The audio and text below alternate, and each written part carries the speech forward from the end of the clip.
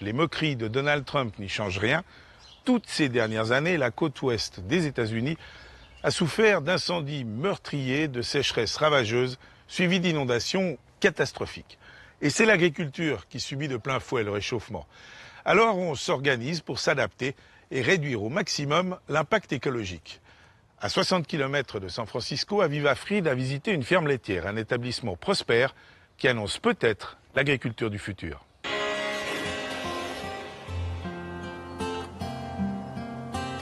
Des terres agricoles qui s'étendent à perte de vue.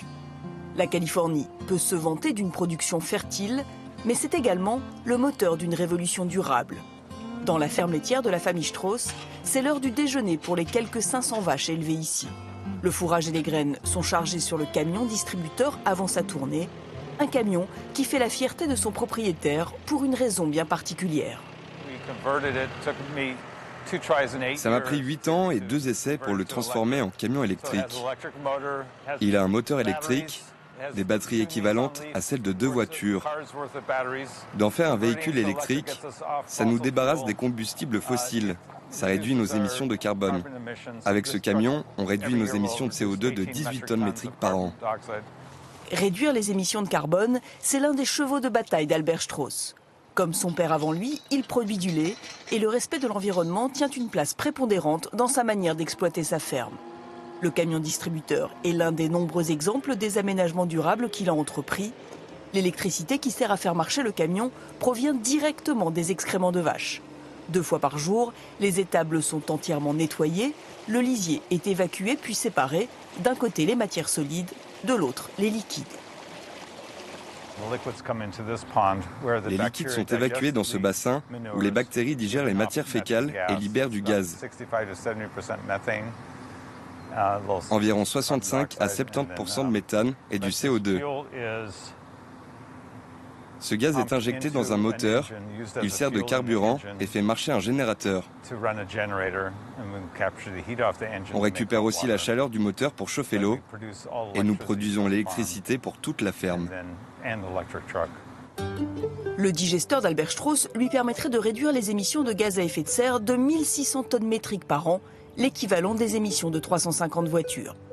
Et l'investissement de départ a été rentabilisé en quelques années.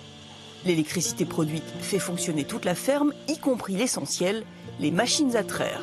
Le lait est collecté ici, puis envoyé à quelques kilomètres de là, à la laiterie de la famille Strauss. Là aussi, le durable est à l'honneur. La laiterie est d'ailleurs très fière d'avoir été la première de son genre certifiée 100% bio aux États-Unis. Le lait et la crème destinés à la vente aux particuliers sont embouteillés dans des récipients de verre, comme autrefois, avec $2 de consigne à la clé. On nous rapporte 85 à 90% des bouteilles et chaque bouteille est utilisée en moyenne 5 fois. Pour moi, c'est une méthode plus durable. Bio, ça veut dire être capable de réutiliser, pas seulement de recycler, mais de réutiliser. Résumons. Les vaches mangent, elles produisent des excréments, qui produisent du méthane, qui produit de l'électricité, qui alimente le camion distributeur, qui donne à manger aux vaches. La boucle est bouclée. Je pense que c'est un système qui permet à la Terre de se soigner et de se renouveler. Et ça aide à montrer aux agriculteurs que ça peut marcher. Mais Albert Strauss n'entend pas s'arrêter là. Il développe également la capture du carbone dans le sol. Vous vous souvenez du séparateur de lisier ? Eh bien, les matières solides sont elles aussi utilisées comme compost. Une fois par an, il est répandu dans les pâturages de la ferme d'Albert Strauss. En mettant du compost et en faisant brouter les bêtes, vous allez faire pousser plus de végétation, plus d'herbes. Grâce à la photosynthèse, le carbone de l'atmosphère va être capturé et remis dans le sol. C'est une méthode reconnue dans le monde comme la seule qui inverse le réchauffement climatique, qui ne fait pas que le diminuer. Si vous mettez un peu plus d'1 centimètre de compost sur 1/4 des terres agricoles de Californie, ça annulerait les conséquences des émissions de toutes les zones résidentielles et commerciales de l'État.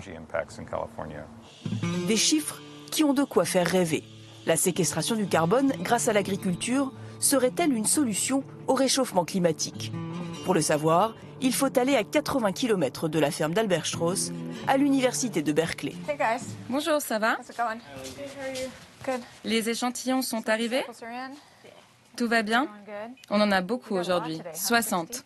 Dans son laboratoire, Wendy Silver étudie justement les sols pour déterminer leur teneur en différents composants et l'efficacité qu'ils peuvent avoir dans la séquestration du CO2.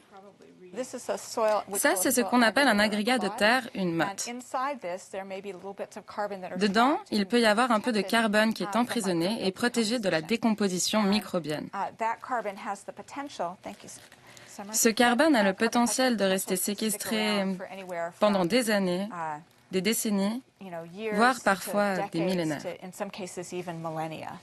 Cette séquestration du carbone, elle a finalement toujours existé grâce à la photosynthèse et à l'humus naturel. Les pratiques d'agriculture intensive ont pourtant fait diminuer le phénomène, mais dans ses observations, Wendy Silver constate que lorsqu'on favorise la capture du carbone dans le sol, la production agricole ne souffre pas. Pour l'agriculture, pour l'élevage, quand on augmente la teneur en carbone du sol, ça veut dire qu'on augmente aussi la teneur en matière organique du sol. Le carbone, c'est un peu le passager clandestin qui voyage dans cette matière organique. À chaque fois qu'on augmente la teneur des sols en matière organique, on augmente la teneur en carbone. Et tout bon jardinier sait que si le sol est riche de matière organique, le jardin sera en meilleure santé et plus productif. Le CO2 de l'atmosphère, lié directement au réchauffement climatique, ne serait donc plus une fatalité et pourrait même devenir une aubaine. La Californie l'a bien compris, l'État s'investit dans le projet de séquestration du carbone dans les sols et dans un secteur pour lequel sa réputation est excellente, le vin. À 70 km au nord de Berkeley, nous sommes au cœur de la vallée de Napa. Dans cette grange aujourd'hui, tout le monde est studieux, l'heure est au cours magistral. Les professeurs travaillent pour différentes agences de conservation des ressources, les élèves, des vignerons, venus apprendre comment obtenir un sol en bonne santé. L'inquiétude, c'est de savoir combien tout cela va leur coûter. À commencer par le compost, moins facile à obtenir en grande quantité lorsqu'on n'élève pas de bestiaux. L'idée que pour avoir plus de matière organique, il faut mettre du compost n'est pas la bonne manière d'envisager les choses. En gros, les 4/5 de la matière organique sont fabriqués par les plantes et leur évolution biologique. La meilleure manière pour nous de fabriquer de la matière organique, ce n'est pas les résidus au-dessus du sol, mais le processus à l'intérieur du sol. Le cours de la matinée semble avoir séduit les vignerons. En tout cas, ça leur a donné de nouvelles pistes de réflexion pour améliorer leur production tout en respectant l'environnement. Les maladies et les parasites sont un gros problème auquel nous faisons face. Alors renforcer les vignes grâce au sol peut être vital pour garder les vignobles en bonne santé. Ceux d'entre nous qui sont dans les champs, qui cultivent vraiment et conduisent leurs tracteurs, nous avons besoin d'aide pour comprendre ce que l'on fait et ne rien faire qui puisse nuire à nos sols.